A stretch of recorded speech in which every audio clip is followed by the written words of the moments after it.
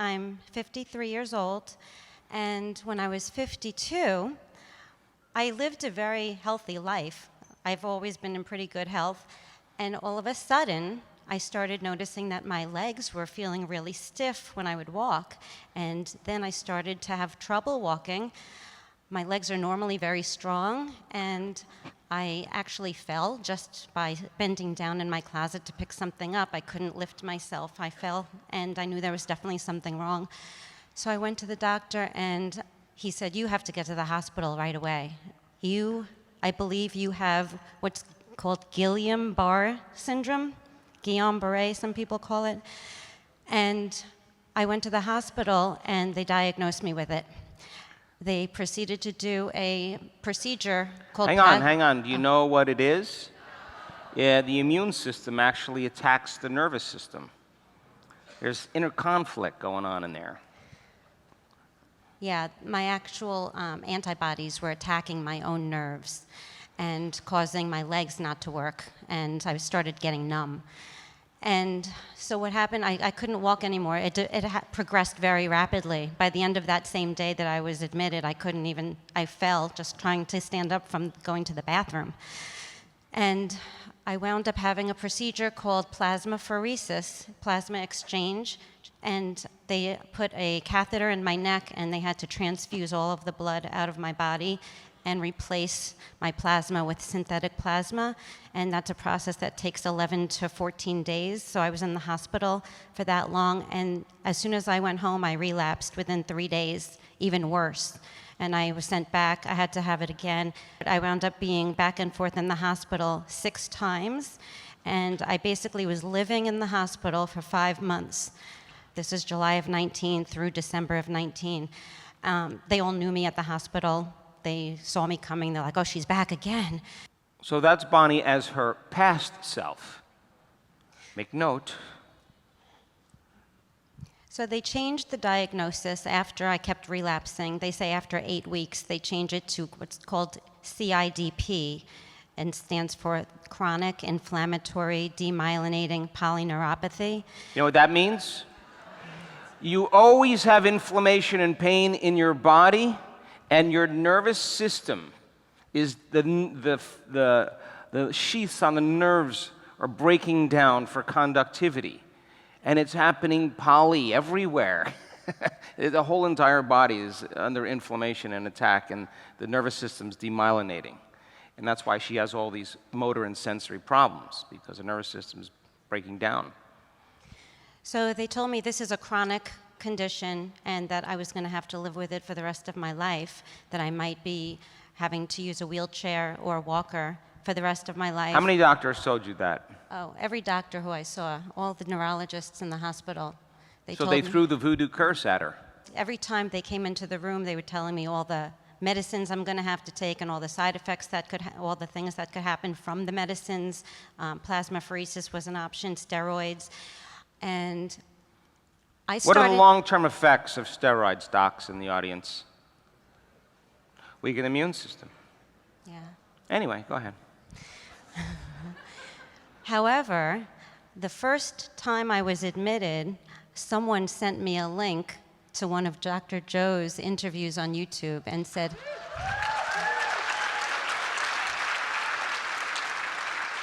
he said, "Have you ever heard of this guy?"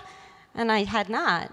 And as soon as I saw him speak and heard what he had to say, I said, "Yes, that's me. I got this from living in a state of stress. I have a family, I have money issues, and that's where I was living."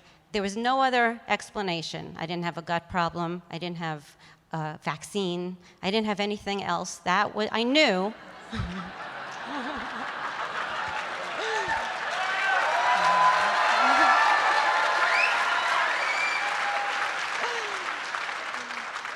So I knew within myself that he was right, and I was all into whatever he was saying to do. Now, at the time, I didn't have the money to even buy the workshops, the online workshops, but I was so desperate to do it that when we got our tax money, my husband was supportive and said, "Do it." So I did. And from that moment on, I immersed myself in Dr. Joe's workshops. That's all I did. Every minute that I didn't have a doctor in the room, a nurse, or a visitor, I was doing the workshops. I was watching the videos, and I was taking notes. I was back in school. I was wanting to learn everything that he had to say because he was my inspiration, because I truly believed what he was saying.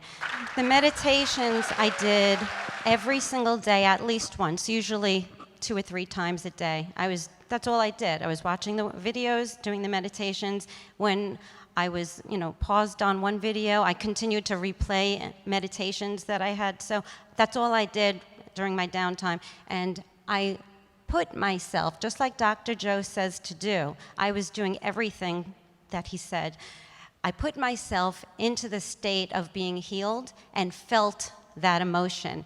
And I remember being in my hospital bed, crying, sobbing, tears streaming down my face out of joy, out of gratitude, of the feeling of being healed. And I truly believed that I was going to be healed, that I was healed.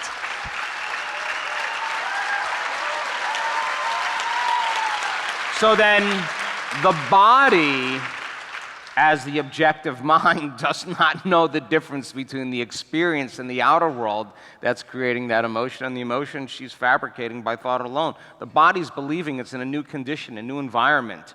And if the more intense the emotion she feels, the more she moves in the present moment. And that's when energy rises in her body. She touches something divine. She touches a greater energy. And that rewrites the biological program, because the body is organizing genetically to the experience in front of it. Anyway, go ahead. And there were days that there really wasn't that much time for it, because I had tests I had to have done, or procedures that were being done, or people coming into my room. But no matter what, I made sure I got my meditation in. I did it after everyone left. I woke up earlier in the morning. I pretended I was sleeping when the nurses would come in. I would ignore them because I wanted to do my meditation. They probably said, "Oh, she's such an easy patient."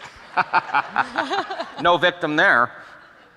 Now listen, audience, do you think there were days she didn't feel like doing her meditation? Guess what? This was her medicine. She took it twice a day if she had to feel better. Are you with me still? You think there were days where she was afraid that she wouldn't be able to take care of her family and do the things she wanted to do and live her normal life because she was a healthy person, followed all the rules, ate the right food, all that stuff? You think there were days where she was gripped with fear and just thought, "Oh God, I may not make it here," and the doctor told me I'm going to be living in a wheelchair? She could have just stopped right there, frozen in fear. But she overcame her fear a little bit that day, yes or no? And there were days, I'm certain, that she was doubtful, but when she doubted, she went back and read the information. She went back and relearned the material. She studied it. She wanted to understand what she was doing and why she was doing it, so when it came time to meditate, the how would have some empowerment behind it, some intention. She could assign meaning to it and get greater value out of it. How many people are with me? You may continue. Also, when the doctors would come in, all they would give me is all the negatives, the side effects of the medications, all the negative things, and I would in my head go, womp, womp, womp, womp, womp. I was ignoring. And as soon as they left the room, I would play Dr. Joe's tapes, his workshops, and that's kept me in a state of empowerment, of knowing that they're totally wrong and I know what I'm doing. And I would tell them. I told the nurses, I told the doctors even, I said, I'm going to heal myself, and when I do, I'm going to help others do the same. You just helped a lot of people. So I also manifested being here because I didn't know how I would ever make it here because I didn't have the money to do it, but I thought I was going to have to be here in order to heal myself. I felt desperate. I have to get to an advanced workshop to heal myself. Well, it turns out that I healed myself anyway. Did she overcome that belief? Hey, in order for her to overcome that belief, she'd have to believe in herself more. Yes or no? She'd say, I don't need that. I mean, I know it happens at the event, but I'm going to go all in with me. I'm not going to be around all these people and the energy in the room and all that stuff. I'm going to see if I can master myself on my own. That you have to overcome the belief that you can't. And me being here today is solely the gift of give to give. Hey, she deserves to be here. And I'm just making the promise that I created abundance, and when it starts to manifest, I'm giving back and then some. And she's part of the research. She was randomly selected for the research. We caught a fish. Isn't that cool? Keep going, girl. There's the example of truth right in front of you. But I lived in a state of fear for a very short time until I was encountered and introduced to Dr. Joe. I was so afraid that I was never going to walk again, that I was never going to dance again. I loved to dance. That I would never run or jump again. I didn't know if I was ever going to be able to do any of these things again. And look at me now.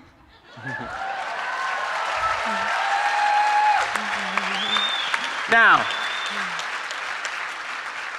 the condition exists in the old personality. Yes or no? She's somebody else, and she kept overcoming until she became that person. The future her that already existed. She just had to get there. Thank you so much. You're welcome. For living this work. You know what she told me backstage?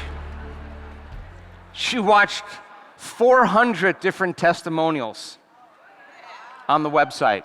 400 of them, just to keep her energy up, just keep her belief that it was possible for herself to keep showing up for herself. She didn't talk herself out of possibility because of some feeling, because of some circumstance, because of time, because of the hospital, because of the nurses. It just never stood in the way between her and becoming that very person that was healed.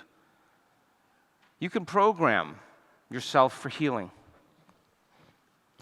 You can program yourself for abundance. Why wouldn't you be able to do that if you can program yourself for sickness, if you watch enough whatever?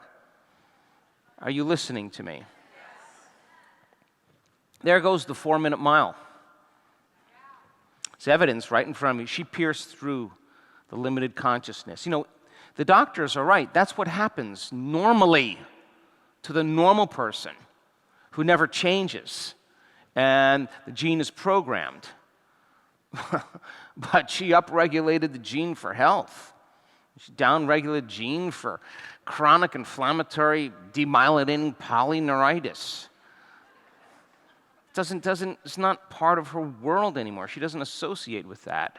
That's not her identity. The gratitude, the elevated emotion, the clear intention, the believing in possibility every single day. Her body dragged her right into that future. It was programmed into that future. She had to arrive there.